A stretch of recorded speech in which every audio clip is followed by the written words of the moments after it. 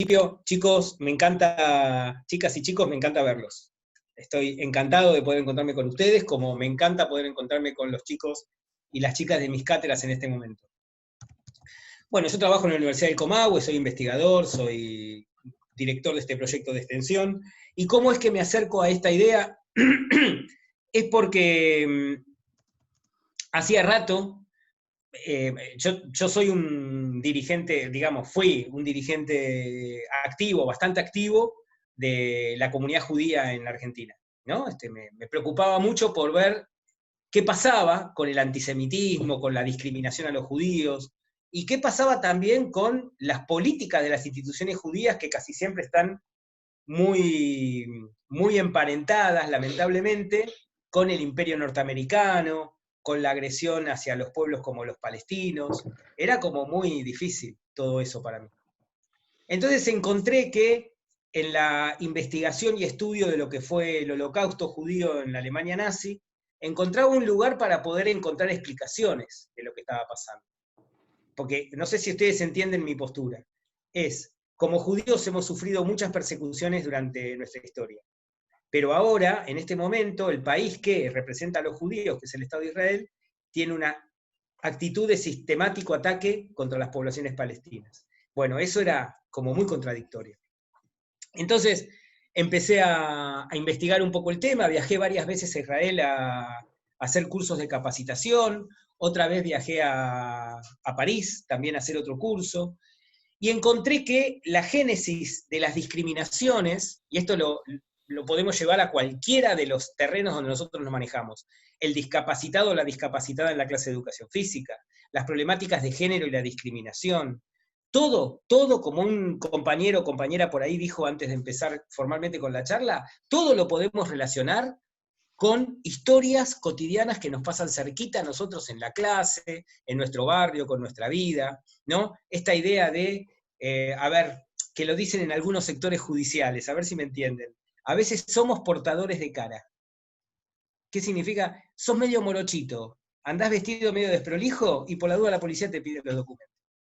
Somos portadores de cara, portadores de rostro. En cambio yo, por ejemplo, soy hijo de judíos europeos y judíos griegos, o sea, casi árabes. Pero claro, como mi forma, mi apariencia es más europea, nunca me discriminaron. Ah, pero si hubiese sido un judío con nariz así aguileña, orejas grandes, me hubiesen discriminado. Es muy feo todo eso. Funciona así, nuestra sociedad funciona mucho con esas cosas. Entonces, tiene que ver con la película, tiene que ver con lo que vivimos cotidianamente. Por eso les digo, me parece que el deporte o la educación física, en este caso, en la educación, deberíamos ocuparnos mucho más de mirar estos procesos discriminatorios que tenemos, algo así como en la génesis. ¿Vieron que no tenemos esta cosa en la génesis, de discriminar, de decir que el otro o la otra es de menor categoría que nosotros o de mayor categoría? Una comparación de categorías que es realmente ha hecho mucho mal porque mata gente, ¿no? Bueno, lo vimos en Estados Unidos hace muy poquitos días. Entonces, bueno, ahí surge el programa, este programa que se llamó Deporte y Totalitarismos, que lo hicimos con Flavio, en donde comparamos dos momentos históricos, las Olimpiadas de Berlín del año 36 y el Mundial 78. Y nos encontramos que hay un montón de similitudes y diferencias. Que de repente lo que nosotros pensábamos que era totalmente distinto un acontecimiento del otro, no eran tan diferentes. En Alemania murieron cerca de 15.000 alemanes disidentes antes de las Olimpiadas. En Argentina, en 2 años, 3 años, desaparecieron 30.000 personas. O sea, los números, pues uno dice, pero ¿cómo? Lo de Alemania fue terrible, fue una masacre. Sí, sí, totalmente, que fue una masacre. Lo de la Argentina también iba camino, digamos, también era una masacre, de otro calibre, de otra situación, en otro contexto, pero también estaba esta determinación de los sectores de poder de eliminar a un grupo determinado de personas. En eso se parecen los dos momentos históricos. Había una concreta decisión de que un grupo determinado de personas desaparezca. Esto es una tesis muy interesante de un investigador que se llama Daniel Feierstein, que dice, el genocidio fue en Alemania, pero también fue en Argentina. O sea, en Argentina también hubo genocidio, en épocas de la dictadura militar. Increíble, ¿no? Bueno, ¿por qué nos parece importante esto? Y ahora, si quieren, vamos a los comentarios de ustedes. No sé, Fer, cómo lo querés ir manejando. Yo estoy yendo como rápido, ¿viste? No, me parece genial cómo lo estás encarando, así que Ah, bueno, genial. sigo. Sí, sí, sí. Bueno, entonces, ¿cuál es el punto interesante de esta discusión? Es que varios de ustedes lo preguntan, lo hacen pregunta, lo transforman en cuestionamiento, lo transforman en duda. Y es muy interesante porque a nosotros sí nos interpeló esta cuestión, ¿no? Y la cuestión concreta es, ¿cuáles son los elementos que utilizan algunos sectores de poder para iniciar las acciones de discriminación y en algunos casos, como en el caso argentino y en el caso alemán, de aniquilación de determinados grupos humanos? De la discriminación a la aniquilación. No hay pocos ejemplos en la historia, hay muchos. Y el segundo elemento que nos parece importante es cómo el deporte en estos dos acontecimientos, y hay muchos más en la historia, pero en estos dos, cómo el deporte aparece como un buen instrumento de propaganda política o del silenciamiento de las masas para no protestar por las acciones que se estaban realizando. Es como muy, es como muy fuerte esta relación entre la actividad deportiva, el espectáculo deportivo, asociado a las prácticas de discriminación y aniquilación, que es lo que estamos tratando acá. Que es terriblemente grave, digamos, decir, a este grupo humano lo vamos a aniquilar. Sí, quiero traer a los chicos a este diálogo. Recuerden que yo, dentro de las preguntas que les formulé, a mí me gustaba, como para empezar a profundizar el análisis que está haciendo Rolando, alguna imagen de la película que a ustedes por algún motivo les llamó la atención. Me parece que por ahí podríamos seguir por ese lado, ¿no? Es decir, alguno de ustedes que pueda levantar la mano, habilitar y decir, bueno, a mí me llamó la atención tal escena, por esto, por esto, por esto, y ahí entrar en diálogo con Rolando y con todos, ¿no? Por ejemplo, de la película del héroe de Berlín. ¿Qué fue lo que les llamó la atención? ¿Alguna escena?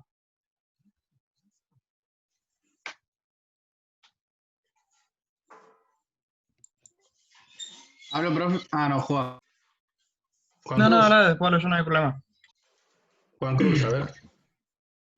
A mí me llamó la atención la parte en la que va a realizar el salto, es casi a lo último, y el otro chico, por más que era una competencia y que era súper importante, le da una mano, por así decirlo, le pone dónde tiene que saltar para orientarlo, y así todo el otro le gana, y igual después festejan juntos y todo. Me pareció, o sea, me llamó la atención. Porque ponerle, si lo haces, no sé, en un amistoso o en una práctica o, bueno, una competición de menos nivel, capaz que no me llamaba tanto la atención. Pero hacer algo tan importante y en esa época me llamó la atención.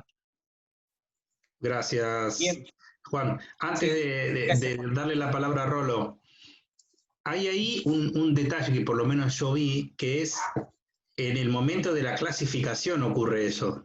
O sea, él le da la oportunidad para que pueda clasificar a la final. O sea, que me parece eso lo hace más, lo exalta más todavía, ¿no? Esa, no sé, Rolo, vos si pensás lo mismo. Sí, bueno, algunas confirmaciones de los datos históricos. Yo no soy historiador, pero me interesa, cuando aparecen estas cosas en las películas, medio llamadas películas con narración histórica, me gusta constatar o no esas situaciones. Uh-huh. ¿No? Entonces, quiero contarles que no está constatado que Lutz, porque era Lutz, no Luz, Lutz Long, no está constatado que Lutz lo haya ayudado a Jesse Owens con una toalla puesta en que era la medida que Jesse Owens tomaba para poder llegar a tiempo al salto en largo. Ustedes saben, si son acá debe haber, creo que había una chica que hacía atletismo, si no escuché mal. Yo hice algo de atletismo de joven, digamos, es muy difícil llegar correctamente al punto de la tabla y no hacer un salto nulo. Era esa la preocupación de Jesse Owens, era llegar con una velocidad controlada, casi máxima, él tenía un desarrollo de velocidad impresionante, y poder producir el salto, digamos, tac, ¿no? Digamos, ustedes saben que el salto se produce en 90 grados, no se salta hacia adelante el salto en largo. Uno viene con cierto impulso, salta en 90 grados, y esa resultante es el salto. Bueno, el gran problema de Jesse Owens será poder aplicar en la tabla y saltar. Eso no está constatado. Lo que sí está constatado es que Lutz Long festeja con él, y que, o sea, que pudo haber sido tranquilamente que lo haya ayudado, por ahí no en la clasificación, como dice Fer, pero por ahí en los momentos de prueba para la clasificación. Porque ustedes saben que prueban varias veces los saltos. Es muy probable que Lutz lo haya ayudado en ese momento. Lo que sí es cierto es que Lutz sabía que a él lo utilizaban para embarazar mujeres alemanas y sacar buenos alemanes, digamos, esto está constatado, él hacía ese trabajo, él se dedicaba a eso. Y también es cierto que él había comentado entre sus compañeros que se sentía muy incómodo con esa tarea. O sea, que él tenía estaba obligado, estaba, digamos, ¿no? Bien, estaba ahí, enganchado en un programa de reproducción de alemanes. bien. Sí. Ahí abro un paréntesis, porque esto me da como para pensar otra arista, otra dimensión, digamos, de este objeto que estamos pensando, que es el tema de lo eugenésico.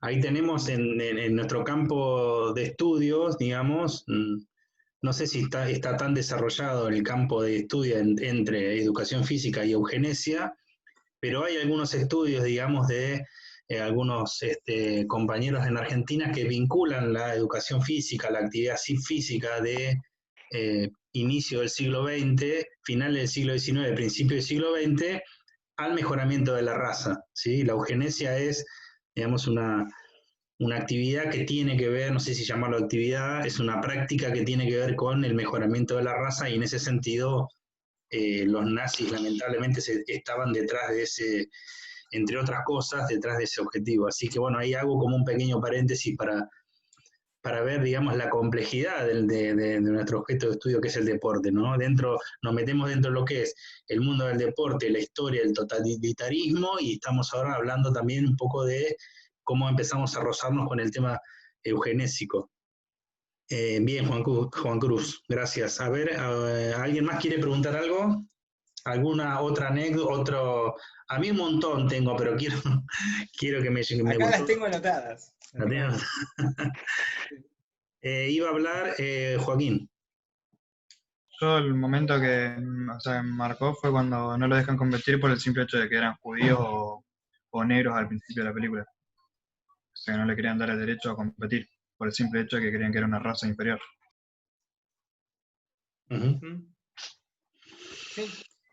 Sí, ahí se dan... Sí. Sí, no, ya te doy, Rolo. Ahí se abre también un nivel de análisis que vi, es que los problemas raciales, digamos, de tensiones étnicas se daban al interior también de Estados Unidos, ¿no? La película muestra cómo también, digamos, los enfrentamientos sobre el hostigamiento, ¿no? Más que en realidad no había ningún enfrentamiento, había un hostigamiento de los deportistas, digamos, de raza blanca, siempre, digamos, en contra de los deportistas negros, ¿no? O sea que no el foco de análisis no está solamente en Alemania, sino que también tiene su propio análisis en la película ahí en Estados Unidos, ¿no? Adelante, Rolo. Bueno, es interesantísima la pregunta, es realmente un tema apasionante.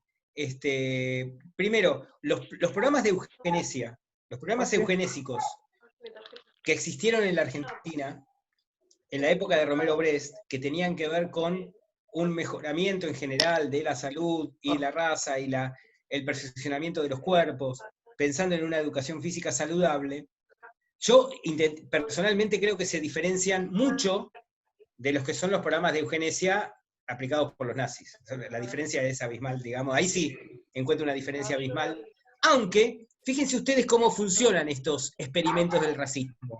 Se basan en la cultura humana. Okay. Perdón, hay alguien que tiene el micrófono abierto. Gunter. No tengo clase. Silencio, chicos, por favor. Se había cortado justo. Perdón.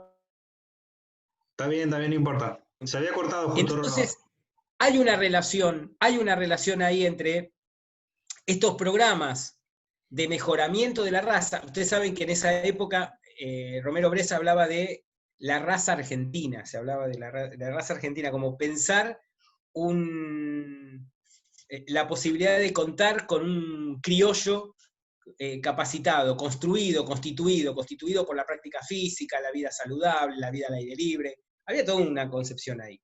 Yo personalmente no haría una comparación entre una cosa y la otra, salvo que es cierto que estos programas de eugenesia del nazismo se basaban en todos estos anteriores programas que se habían aplicado en Francia, se habían aplicado en Inglaterra, se habían aplicado en la educación en general, pensando que la raza humana se podría mejorar con programas de unión genética y todas esas cosas. En realidad, Alemania lleva esa manipulación al extremo de pensar que la eugenesia servía para mejorar la raza, si ellos podían eliminar. Ustedes saben que hubo un programa de eliminación, ya no eugenésico, sino eutanásico, ¿no? Podríamos decir, de eliminación de alemanes discapacitados. Llegaron a morir 70.000 alemanes, 70.000 personas, chicos. 70.000 personas desaparecieron en un año. No es que en Alemania se iban con chiquitas. Cuando mueren 6 millones de judíos en la cámara de gas, hacia el año 42, ya había pasado durante los años 30 el programa de eliminación de discapacitados, el programa de eliminación de disidentes. O sea, era brutal la maquinaria de muerte de los nazis. El programa de eliminación de discapacitados mató 70.000 chicos. O sea, el Estado justificaba, el Estado alemán justificaba de que esos chicos producían un gasto excesivo al Estado, y entonces los retiraban de sus casas para que las casas no tengan ese gasto.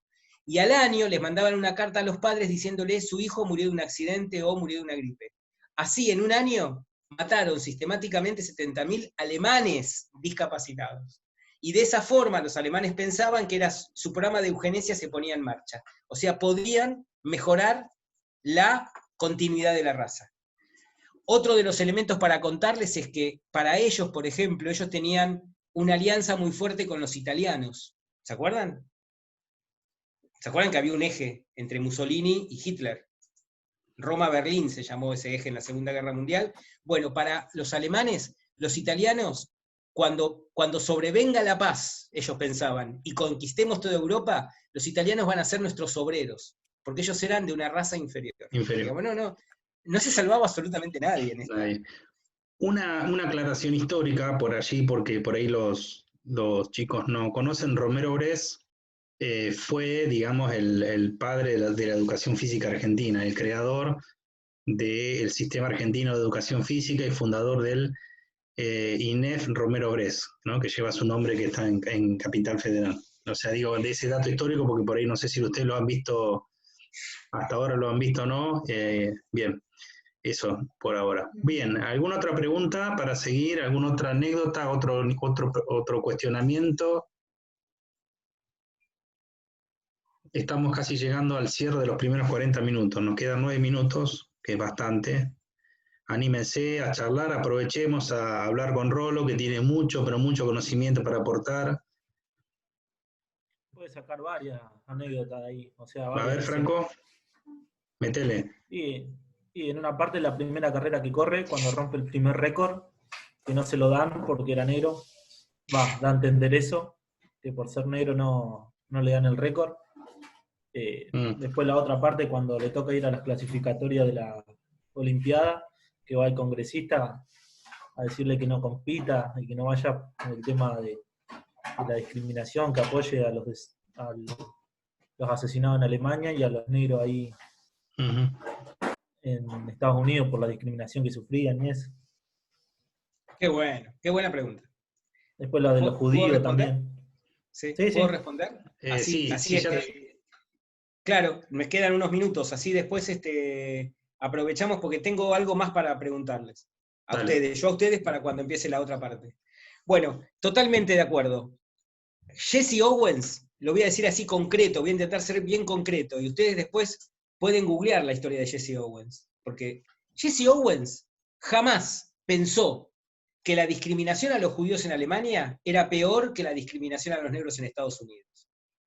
Esto es un dato histórico importantísimo, chicos, porque la película transgiversa los datos cuando muestra al representante norteamericano que va a Berlín a negociar y ve cómo a los judíos los discriminan.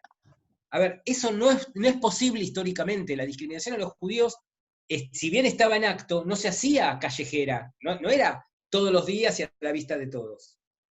Era como la discriminación a los negros inicialmente. Después se produce la avanzada sobre las propiedades judías, sobre los jóvenes judíos, sobre las familias judías. Eso es terrible lo que pasa después.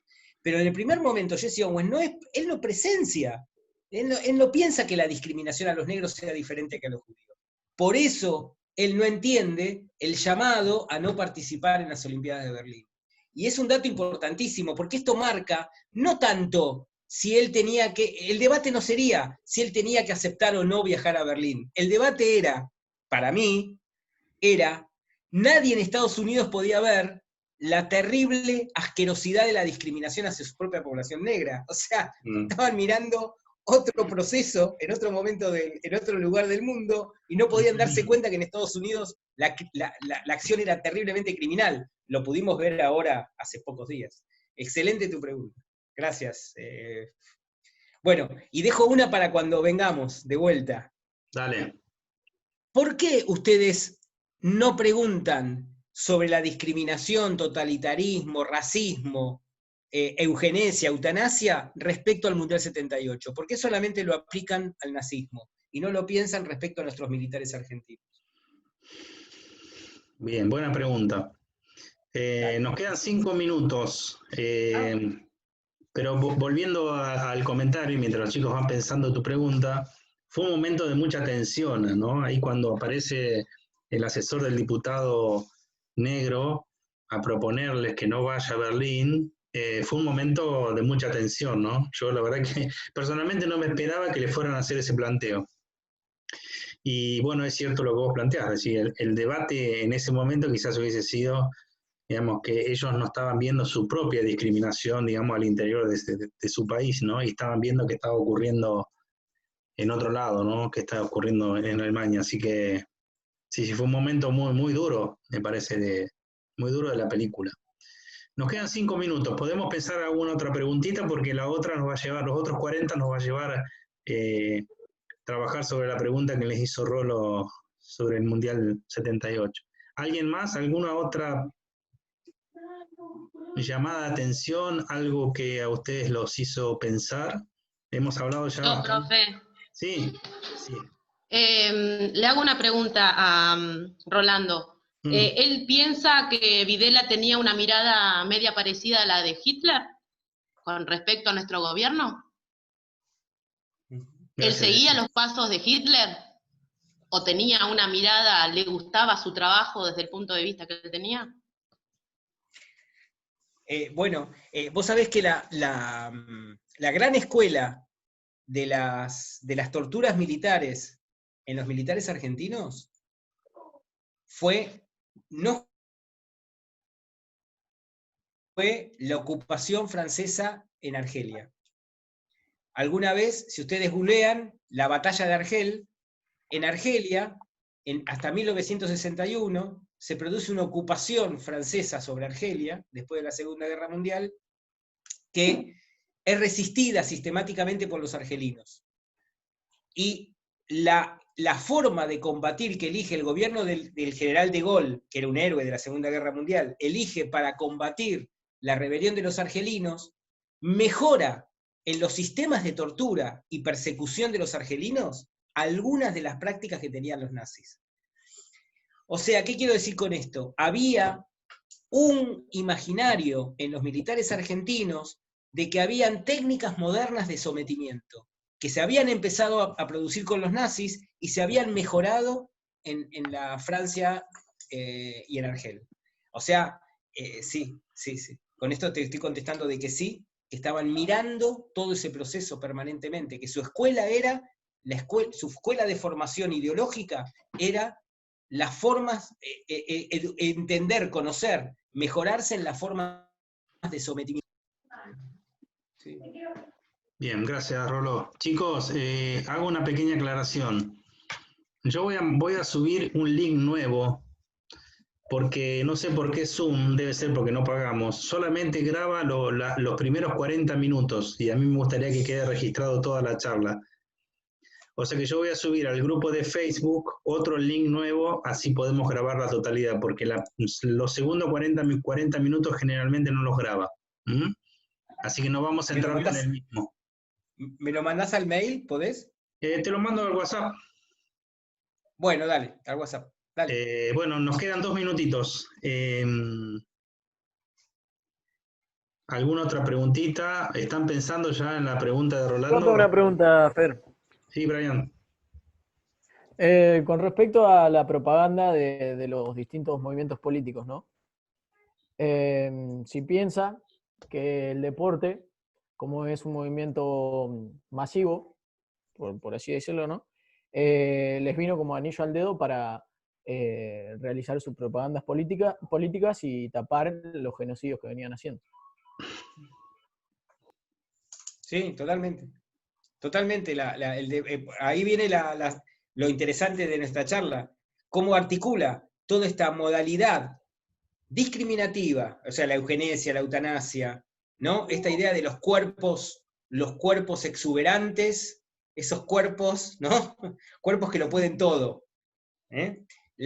Con la propaganda política y con los programas de sometimiento a la población. ¿Cómo articula todo eso? Es un conjunto ahí, ¿no? Un conjunto interesantísimo para analizar. El deporte como un espacio en donde pueden articular todas estas concepciones. También puede articular todo lo contrario. O sea, en realidad, lo vamos a ver ahora en la segunda parte. Hay toda otra mirada posible del deporte. Esta es una mirada que se realizó desde un lugar muy, pero muy complejo, ¿no? Muy complejo, con mucha... que tiene mucho que ver con la inclusión y exclusión de personas. O sea, no es el deporte no mirado como una actividad inclusiva, sino absolutamente exclusiva, de élite. Bien, se nos corta. Nos vemos en 5 minutitos. Gracias Vamos. a todos.